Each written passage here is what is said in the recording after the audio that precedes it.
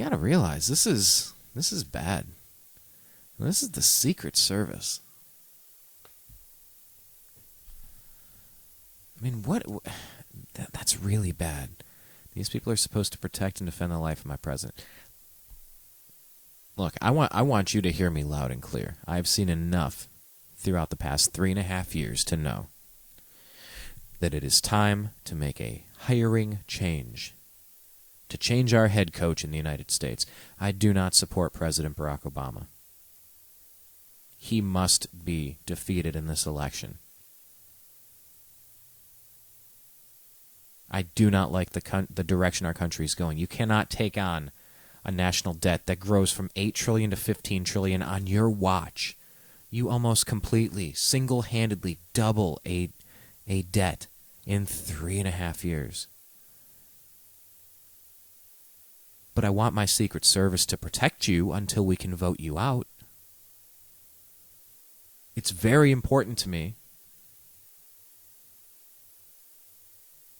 that your health and welfare are protected for the good of our nation. And I am aggressively campaigning to make sure that you are removed from office in this next election. Whether the candidate on the other side will be Buddy Roemer, Newt Gingrich, Ron Paul, Mitt Romney. And by the way, this is a message I want to send to everybody out there. Everybody that's talking about Obama versus Romney.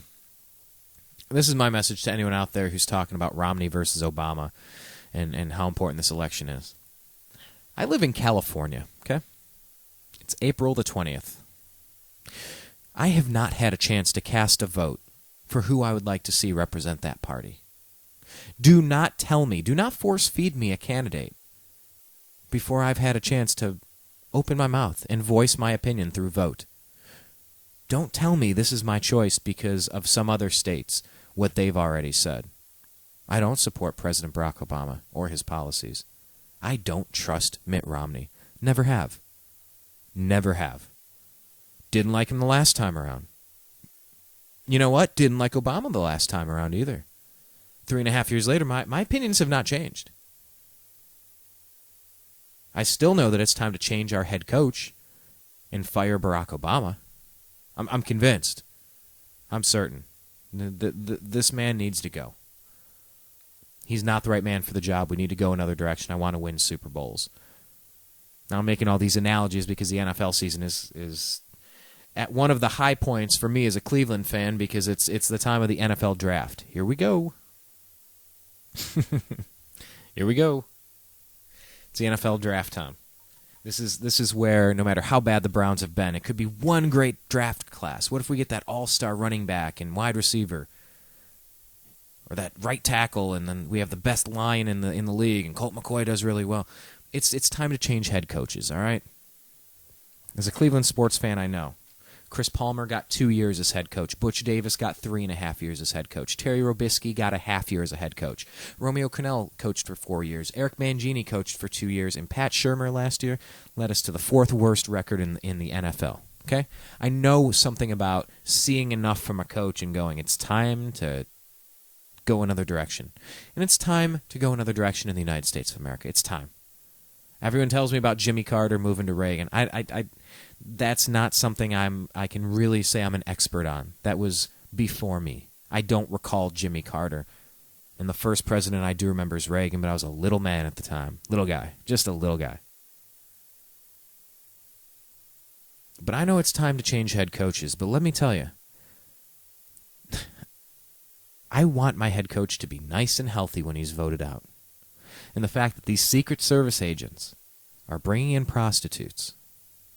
Prostitutes are very well connected with organized crime, even if it's legal in Colombia, which as a libertarian I don't necessarily have a problem with. However, when you're doing a job like this and your number one goal is to protect this president, and by the way, this president's number one goal is supposed to be to protect and defend the Constitution of the United States of America. Do you believe that President Barack Obama has been protecting and defending the Constitution of the United States of America with the National Defense Authorization Act signed into law on New Year's Eve? The one that says American citizens can be captured and detained on a suspicion, not even a charge. And then once captured and detained, can be held indefinitely. Indefinitely. Forever. During the course of a conflict. We're currently in a war. What war? The war on terror. Well, terror is a thing. It's a word. It's a concept. It's a technique. It's not something that can be won or lost. This is an indefinite detention without right to trial. That's an unconstitutional act. That's illegal. That's our president's number one job, is to make sure illegal, unconstitutional things are not happening. What's the first thing that he did when he took office? He had his supermajorities. He controlled the House and the Senate, and he spent the better part of a year and a half pushing for Obamacare. Complete waste of resources. Our house is burning down, and he's mopping the floor. Socialized health care is illegal. You can't force somebody to buy a product. You cannot do it. So from the NDAA to Obamacare, do you really believe that this president is protecting and defending the Constitution of the United States of America? Fast and furious. Eric Holder's on tape. He's out there talking about the need to brainwash people against their perception of how guns are. It's social manipulation. It's power and control. And so this Fast and Furious thing, where all these United States guns are lined up to be sold to drug dealers, so that these criminals down in Mexico, all of their organized crime, can use these guns with their serial numbers traced back to America to find a way to drum up public opinion to turn against the Second Amendment and our right to protect and defend ourselves. And a Border Patrol agent is shot and killed with something that Eric Holder put in his hand. Is that protecting and defending the Constitution of the United States of America? No.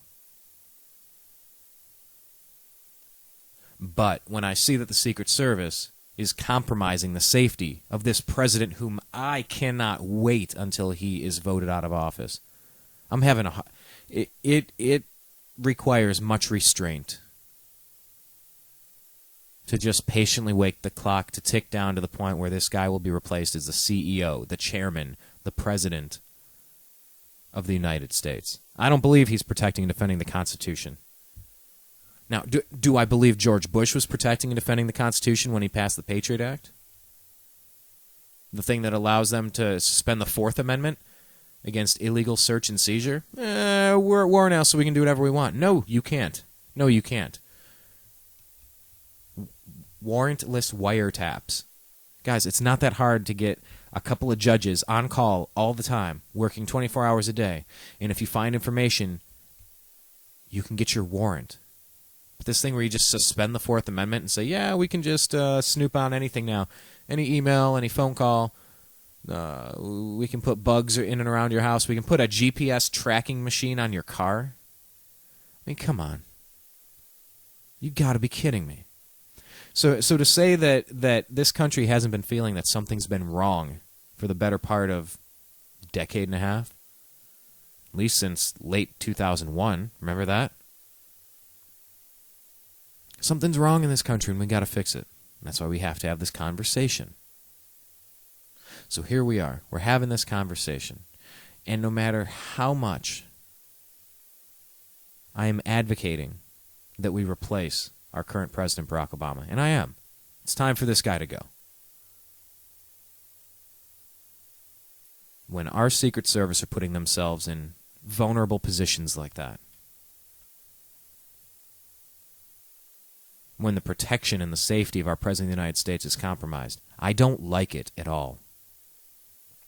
We did a show recently. You can check it out on youtube.com/thenewamericanmedia.com. Or you can go to thenewamericanmedia.com and click on TNAM Radio. It's a radio link on the right-hand side with an American flag banner.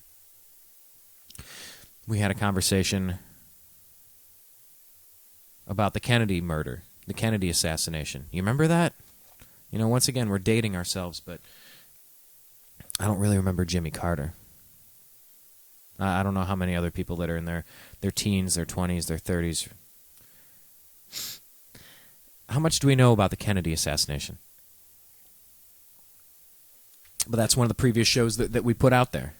And it's archived, and we hope you take a listen and leave your comments. This country knows what it's like to watch their presidents get shot and killed. I don't remember it. I've seen video, I've read books, I've interviewed people. But I haven't seen it, and you know what? I don't want to see it either. You know, there are some things that are so bad, I don't think I need to see them. There are some things that I felt I've needed to see that were difficult to watch.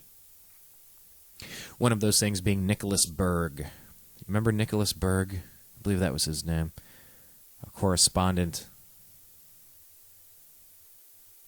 He was one of the media, one of the media personnel that was in Iraq after the most recent conflict started. This guy was captured, and he was beheaded on camera.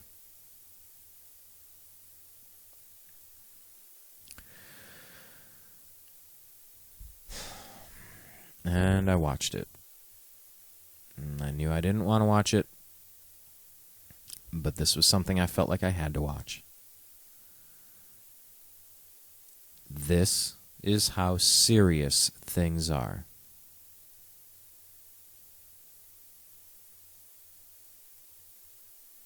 We have distractions with sports and with television and Facebook and video games and movies and going out to the clubs and going to the bars, and we have a lot of distractions. But just to understand that people are being tied up and filmed while their head is cut off of their body while they're alive. This type of stuff happens on this planet. Look what's been going on in Africa in this Arab Spring and continuing right now. Look what's going on. There are some things I don't need to see to understand the impact. For me, I needed to understand what the media could face when you have an opposition that doesn't want to hear what you have to say. That's how bad it could get. I'm reading a book called American Aurora about Benjamin Franklin Beach. I actually got about halfway through it, switched to something different. But this book is about the Philadelphia newspaper during George Washington and John Adams' presidencies. They passed the Alien and Sedition Act. Look those up for a minute. Understand that we have to stand up and make sure that we have our First Amendment right. Because if we can't say anything that's on our mind, we have nothing. And then if we can't take our Second Amendment right to defend ourselves always, you better be careful with what you say. And then if everything can be searched all the time, okay, there's your Fourth Amendment right. If the federal government can overreach and do things that the states aren't, the 10th Amendment says if it's not specifically in the Constitution designated to be a federal issue, it's a local issue, it's a state issue. So you could have very different values in Hollywood, California compared to Salt Lake City, Utah. Manhattan, New York, or Omaha, Nebraska. States should have the right to have their differences. But the federal government has just grown and grown and grown. And I don't think there are too many people that understand what's going on.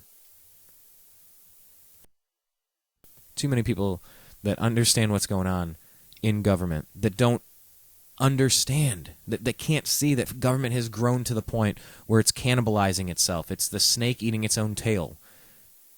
This is from another book I'm reading, A Coming of Wizards by Michael Reynolds. Very interesting tale, pardon the pun.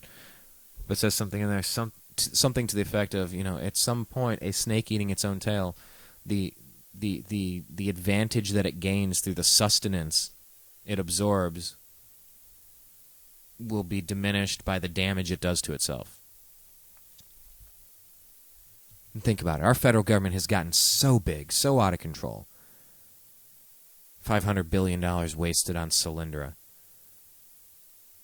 I mean, this GSA just going and spending while so many people are hurting. The government has just grown to a point where we don't even recognize it. And we have got to rein it back in. And this president doesn't see it that way. He has a different worldview. He has a different philosophy. I disagree. I disagree completely. I think the direction he is leading us, the speed at which all of these bad things are being enacted, it's getting harder and harder to dig out of this quicksand. And the time is now to make a decision and go a different direction. And all of that being said, I am still really concerned about the Secret Service scandal. Because I do not need to see another Kennedy situation in 2012 to know how bad it is, like I did with the Nicholas Berg beheading at the beginning of the Iraq War. I had to see that. Just like right after September 11th, I drove. My girlfriend and I drove to New York, to Manhattan. We wanted to see. It just didn't seem real to me. I kept watching it on TV, and I was shell-shocked. And I keep using that word because, I mean, that's what it feels like. The phrase seems to work for me, shell-shocked. And I just... for a month, I wasn't right. I remember South Park when it was like, is it okay to be... Or Saturday Night Live said, is it okay to be funny again? And Giuliani said, well, why start now? You know, that was funny. Okay, it's time to... You can laugh again. And the South Park where they had... the kid's mom sitting on the couch and Sharon, are you okay? Sharon, she's just flipping through the channels. She was just catatonic, shell-shocked. You know, when we drove to Manhattan to see, and I a lot of stuff from the trip I remember, but just imagine you're down there. What was that? 2001. I'd have been 22 years old. Getting your shoes shined. So I'm down there, and this old dude, he's shining my shoes. He's like, yeah, man, see that over there? I look down. You know, if you've been in Manhattan, everything's tall. In L.A., everything's kind of spread out. I said L.A. is a lot like if you took Manhattan and smushed it down with your hand, and it's spread out. Like, the guy's like, yeah, see that down there, man? I'm like, what? He goes, exactly. He's like, that's where they used to be. He's like, this is my office. This has been my office for, I forget how many years, but it was quite a few years. 25 years or something like that, 32 years. It was a long time. He was an older gentleman. Shining my shoe, my black Doc Martens.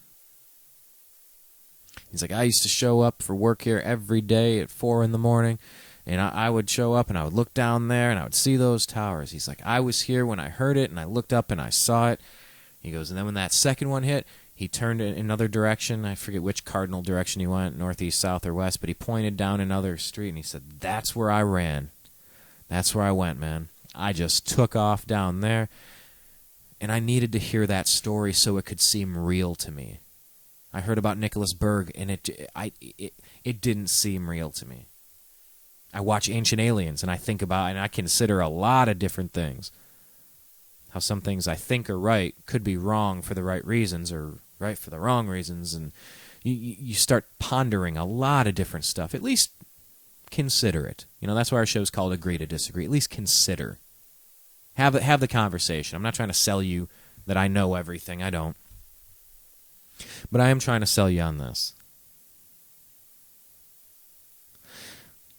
The one thing I can guarantee you of, with all certainty, I mean, there is absolutely no doubt in my mind that there's no need for me to see anything similar to what happened to President John F. Kennedy almost 50 years ago. I don't need to see that. And I've read books about the Secret Service, by the way. articles in Newsmax and another book that came out. The guy's name was Kessler. I have to double check. But the Secret Service gets lucky. You know that? They get lucky a lot of times. We think everything's like the Hollywood movies and every square inch of everything is covered. Well, that's just not the case. They get lucky sometimes.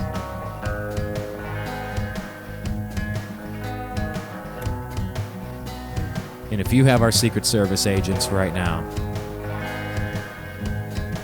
3 more people fired, forced out of the Secret Service. Total of 6 at least right now.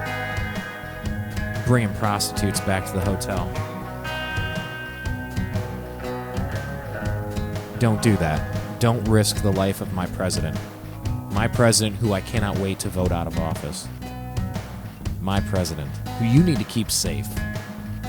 For the good of liberty and freedom worldwide. You keep him safe until we can vote him out, which I certainly hope is soon. My name is Brian. You're listening to the Agree to Disagree program. Please find us on Twitter at American_media_. We'll be right back after this quick commercial break. I certainly thank you for joining us today. We archive all of our shows on youtube.com/The New American Media. We'll be right back.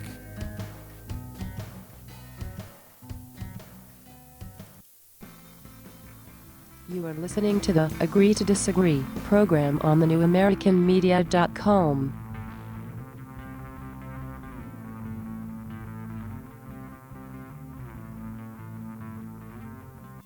Hi, Brian from thenewamericanmedia.com.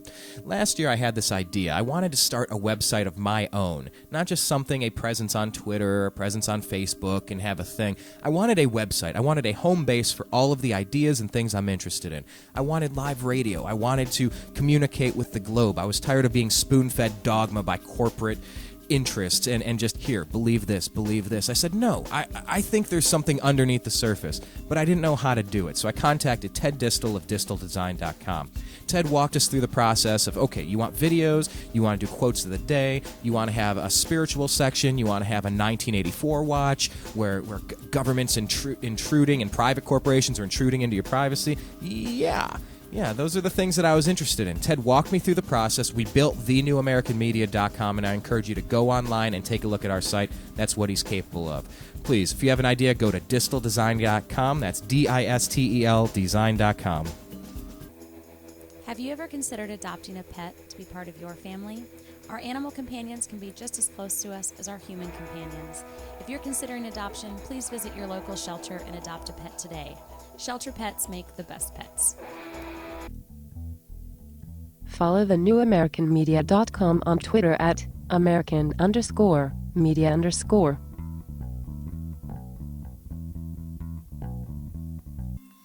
Hi, it's Brian from thenewamericanmedia.com. I'm a sports fan. I was raised in Cleveland, spent 25 years in Ohio.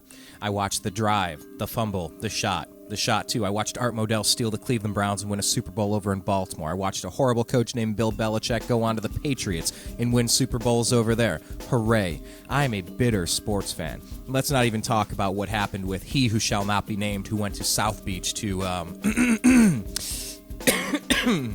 take his talents there. Excuse me, I almost threw up in my mouth a little bit there. I am a sports fan who cares to talk about the things that matter to me. That is the Indians, the Cavs, the Browns, and the Buckeyes. But of course I pay attention to national sports, and we discuss that on our show as well. That's why we have The Unhappy Hour every single Friday at 3:30 p.m. Pacific. Sit down, have a drink. It's the end of a long work week, and we can all get together and talk about the unhappy times that we've had as sports fans. We've all had them. We've had ups and downs, but as Cleveland fans, we only have downs. Join us. You are listening to the Agree to Disagree program on thenewamericanmedia.com.